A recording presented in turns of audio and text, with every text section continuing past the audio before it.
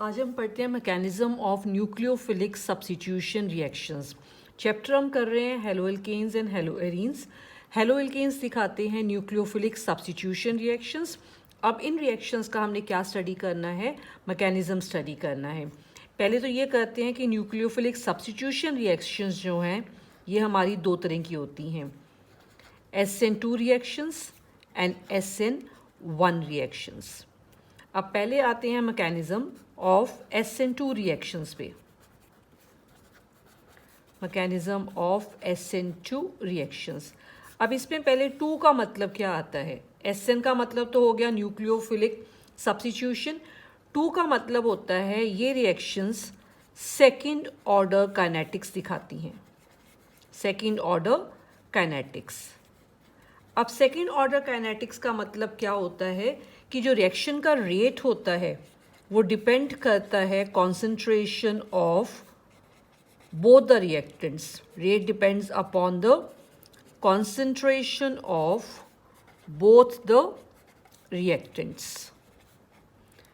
Mechanism करते हैं, उसके साथ फिर मैं ये साथ में बताती हूँ कि इसका मतलब क्या है। यहाँ हम लेते हैं हेलो एल्कीन, जैसे मैंने यहाँ पे ले लिया मिथाइल क्लोराइड लिया ये वाला। इस पे न्यूक्लियोफाइल का अटैक, न्यूक्लियोफाइल ले लेते हैं हाइड्रोक्साइड आयन। ये अटैक करेगा इस कार्बन पे क्योंकि ये पार्शली पॉजिटिवली चार्ज है और हैलाइड क्या होता है, पार्शली नेगेटिवली चार्ज होता है। तो न्यूक्लियोफाइल अटैक करेगा कार्बन पे बिकॉज कार्बन क्या है, इलेक्ट्रॉन डेफिशिएंट है। ये यहाँ पे अटैक करेगा, लेकिन जैसे ये इस पे अटैक करेगा साथ में ये वाला बॉन्ड जो है ये ब्रेक होने लग जाएगा। तो ये जो साइमल्टेनियसली न्यूक्लियोफाइल का अटैक है and leaving of halide ion जो हो रहा है, इसको हम दिखा देते हैं इस तरीके से। इधर से ये बॉन्ड बनेगा और ये बॉन्ड जो है ये ब्रेक हो रहा है। इसको हम बोल देते हैं ट्रांजिशन स्टेट, एक इंटरमीडिएट स्टेट बन रही है, ट्रांजिशन स्टेट। अगर इसको क्लोरोमीथेन लेते हैं तो यहाँ हाइड्रोजन एटम्स आएंगे, यहाँ हाइड्रोजन एटम्स आएंगे। अब ये स्टेट जो है अनस्टेबल है, ये एग्जिस्ट नहीं करती है। इसका रीज़न ये है कि कार्बन के अराउंड 5 बॉन्ड्स बन रहे हैं जो कि पॉसिबल नहीं है। ये तो सिर्फ हमने दिखाने के लिए बताया है कि इधर से अटैक हो रहा है, बॉन्ड बन रहा है और इधर से ये रिमूव हो रहा है। जब ये अटैक पूरा हो जाएगा OH का तो ये बॉन्ड पूरा बन जाएगा और ये साथ में पूरा का पूरा ब्रेक होके एज क्लोराइड आयंस जो है रिमूव हो जाएगा। एक ही स्टेप में देखो रिएक्शन हमारी पूरी होगी, क्योंकि एक ही स्टेप में न्यूक्लियोफाइल का अटैक है और साथ में किसका बॉन्ड ब्रेक हो रहा है, हैलाइड का बॉन्ड जो है ब्रेक हो रहा है। बिकॉज जो रेट है वो दोनों रिएक्टेंट की कॉन्सेंट्रेशन पर डिपेंडेंट है। दोनों रिएक्टेंट होंगे तभी रिएक्शन आगे होगा। रेट का मतलब होता है स्पीड। जो स्पीड है रिएक्शन की वो दोनों रिएक्टेंट पे डिपेंडेंट है। इसका मतलब ये रिएक्शन कौन सा काइनेटिक्स दिखाती है, सेकंड ऑर्डर काइनेटिक्स दिखाती है। ये ट्रांजिशन स्टेट है, जैसे मैंने बताया कि this is not stable. Reason क्या है क्यों स्टेबल नहीं है, बिकॉज कार्बन के 5 बॉन्ड यहाँ पे बन रहे हैं जो कि पॉसिबल नहीं है। इस स्टेट को आइसोलेट नहीं किया जा सकता, इट इज़ अनस्टेबल। अब आते हैं कॉन्फ़िगरेशन पे कि कैसी कॉन्फ़िगरेशन बन रही है इसमें। यहाँ से न्यूक्लियोफाइल का अटैक दिखाया हमने, ये इधर से, और हैलाइड आयन ब्रेक हुआ फ्रंट साइड से, इधर से आया। तो जो हमारा प्रोडक्ट बना है उसकी कॉन्फ़िगरेशन देखो और रिएक्टेंट की कॉन्फ़िगरेशन देखो। कॉन्फ़िगरेशन मतलब स्ट्रक्चर इन द स्पेस। जब इनकी स्ट्रक्चर हम देखते हैं तो इसमें हमें प्रोडक्ट की स्ट्रक्चर रिएक्टेंट की स्ट्रक्चर से बिल्कुल इन्वर्टेड नज़र आती है।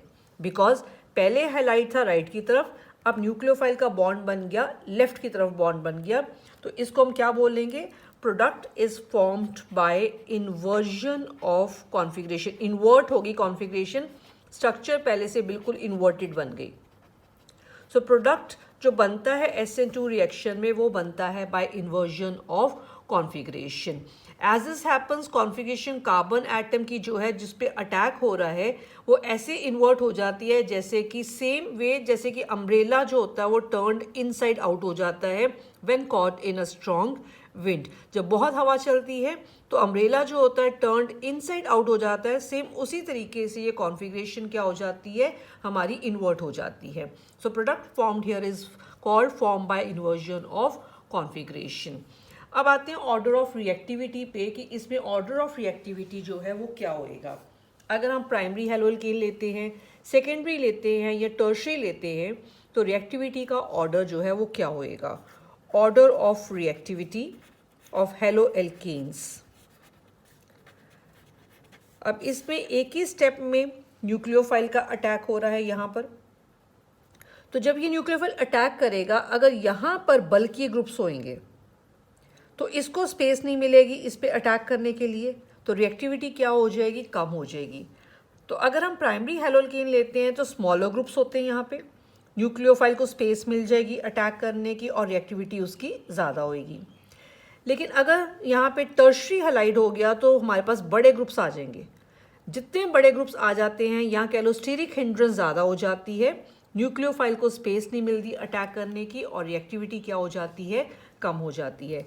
तो इससे हम क्या लिखेंगे, प्राइमरी हैलाइड जो है उनकी रिएक्टिविटी ज़्यादा होती है दैन सेकेंडरी हैलाइड्स, और सेकेंडरी हैलाइड्स की रिएक्टिविटी ज़्यादा होती है दैन टर्शरी हैलाइड्स इन SN2 रिएक्शंस।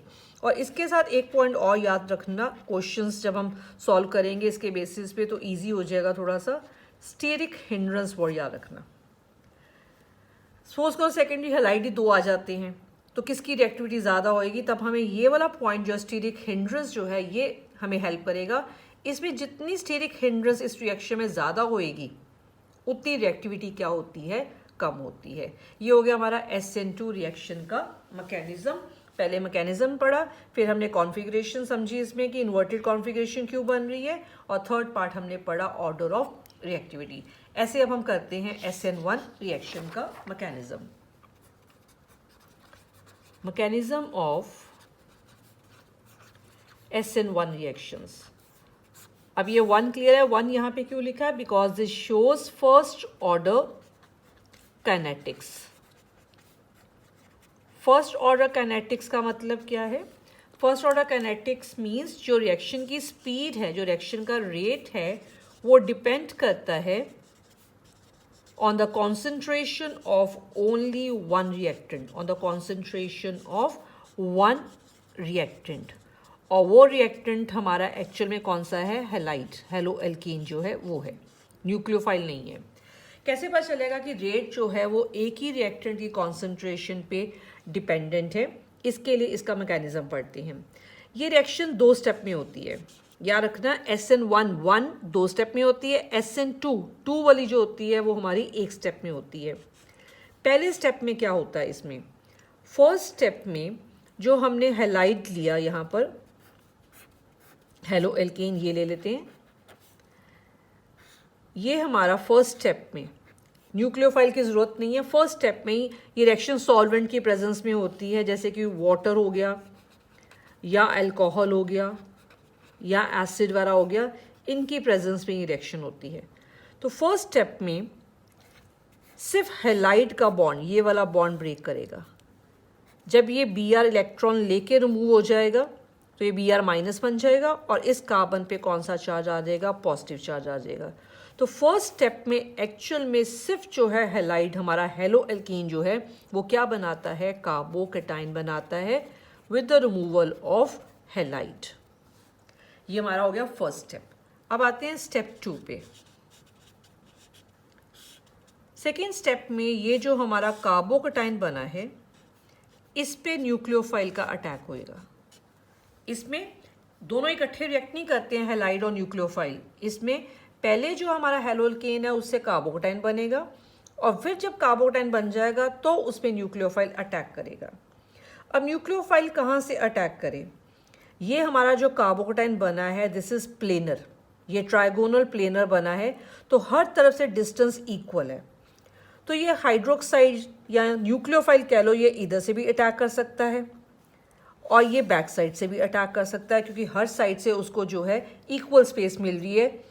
तो इसमें रिएक्शन में कुछ OH माइनस तो इस साइड से अटैक कर लेंगे राइट की तरफ से, और कुछ न्यूक्लियोफाइल अटैक कर लेंगे लेफ्ट साइड से। तो दोनों प्रोडक्ट हमारे पास बन रहे हैं, ये भी बनेगा और ये भी बनेगा।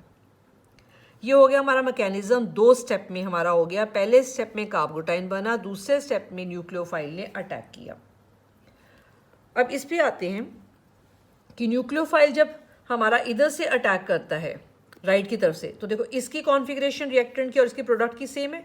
जिधर हैलाइड था वहीं पे क्या आ गया, न्यूक्लियोफाइल। तो कॉन्फ़िगरेशन इन दोनों की सेम है। इसको बोलेंगे प्रोडक्ट जो हमारा बना है, this is formed by retention of configuration. Configuration जो है, जो स्ट्रक्चर है कंपाउंड की, वो रिटेन्ड रही, जैसी रिएक्टेंट की थी वैसी बन गई, रिटेंशन ऑफ कॉन्फ़िगरेशन। लेकिन ये वाला प्रोडक्ट और ये रिएक्टेंट की कॉन्फ़िगरेशन देखो, अब ये बिल्कुल इन्वर्टेड बन रही है। इस वजह से इधर राइट की तरफ हैलाइड है और इधर लेफ्ट की तरफ आ गया न्यूक्लियोफाइल। तो this product formed is by inversion of configuration. ये किससे बना, इन्वर्जन से बना। तो SN1 रिएक्शन में दोनों प्रोडक्ट बनते हैं by inversion of configuration and by retention of configuration. अगर सपोज करो ये हमारे जो प्रोडक्ट्स बने हैं, इन्वर्जन एंड रिटेंशन, इनकी इक्विमोलर अमाउंट बन जाती है, मतलब 50% ये बन जाता है और 50% ये वाला बन जाता है, 50:50 रेशो में बन जाते हैं। देन दैट मिक्सचर, ये जो मिक्सचर बन जाएगा इनका जो है, उस मिक्सचर को नाम देंगे रेसिमिक मिक्सचर का। क्या बोलेंगे इसको, रेसिमिक मिक्सचर बन गया। If inversion of configuration and retention of configuration are in 50:50 ratio, then that mixture is known as racemic mixture। उसका नाम हो जाएगा racemic mixture। अब ये जो पहला स्टेप है, यहाँ मैं लिख रही हूँ दिस इज स्लो स्टेप। ये स्टेप हमारा स्लो स्टेप है। और याद रखना, जो स्लो स्टेप होता है, काइनेटिक चैप्टर में ये डिटेल में पढ़ेंगे हम, जो स्लो स्टेप होता है वही रेट डिटर्मिनिंग स्टेप होता है। रिएक्शन की जो स्पीड है, जो रेट है उसका, उसको डिटर्मिन करने में हमें हेल्प कौन सा स्टेप करता है, स्लो स्टेप करता है। अगर बहुत सारे स्टेप्स आते हैं मैकेनिज्म में, तो एक्चुअल में स्पीड जो है हमें वो सिर्फ किस स्टेप से पता चलेगी, जो स्लो स्टेप होता है। और स्लो स्टेप में क्योंकि एक ही रिएक्टेंट है, तो रिएक्शन का रेट सिर्फ एक ही रिएक्टेंट की कॉन्सेंट्रेशन पे डिपेंडेंट है। That is why this shows first order kinetics. इसलिए ये रिएक्शन क्या दिखाती है, फर्स्ट ऑर्डर काइनेटिक्स दिखाती है। ये हो गया हमारा मैकेनिज्म हो गया, और इसमें जो कॉन्फ़िगरेशंस बनती हैं। अब आते हैं ऑर्डर ऑफ रिएक्टिविटी पे आते हैं इन SN1 रिएक्शन। SN1 रिएक्शन में ऑर्डर ऑफ रिएक्टिविटी क्या होएगा, ऑर्डर ऑफ रिएक्टिविटी इसमें जो है वो डिपेंड करता है फर्स्ट स्टेप पे। फर्स्ट स्टेप में क्या बनता है, कार्बोटाइन। तो ऑर्डर ऑफ रिएक्टिविटी डिपेंड करता है ऑन द स्टेबिलिटी ऑफ कार्बोटाइन। कार्बोटाइन की जो स्टेबिलिटी है, ऑर्डर जो है रिएक्शन का, वो उस पर डिपेंडेंट है। अब हमने पढ़ा हुआ है 11th क्लास में, टर्शरी कार्बोटाइन ज़्यादा स्टेबल होते हैं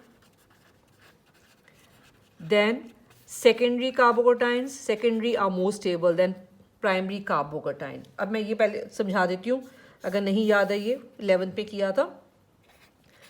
ये हमने ले लिया यहाँ पे एक टर्शरी कार्बोटाइन, जिस कार्बन पे पॉजिटिव चार्ज है वो आगे फर्दर 3 कार्बन के साथ लिंक हो रही है, तो दिस कार्बोटाइन इज टर्शरी कार्बोटाइन। ये ले लेते हैं सेकेंडरी कार्बोटाइन, जिस पे पॉजिटिव चार्ज है वो कार्बन आगे 2 कार्बन के साथ लिंक कर रही है, तो दिस इज सेकेंडरी कार्बोटाइन।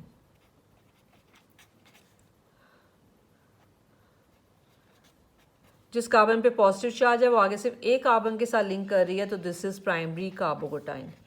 तीनों में से सबसे ज़्यादा स्टेबल कौन सा वाला है, टर्शरी ज़्यादा स्टेबल है। क्यों, पॉजिटिव चार्ज का मतलब ये अनस्टेबल है, ये सारे के सारे अनस्टेबल है। जितना पॉजिटिव चार्ज इनका कम होता जाएगा उतना ये स्टेबल होते जाएंगे, because charge species are unstable. ये अल्काइल ग्रुप्स हैं, ये इलेक्ट्रॉन डोनेटिंग है, ये इलेक्ट्रॉन दे रहे हैं कार्बन को, पॉजिटिव चार्ज इसका कम हो गया। इसमें सिर्फ 2 ही तरफ अल्काइल ग्रुप है जो इलेक्ट्रॉन दे रहे हैं, इधर सिर्फ एक ही तरफ अल्काइल ग्रुप है जो इस कार्बन को इलेक्ट्रॉन दे रहा है।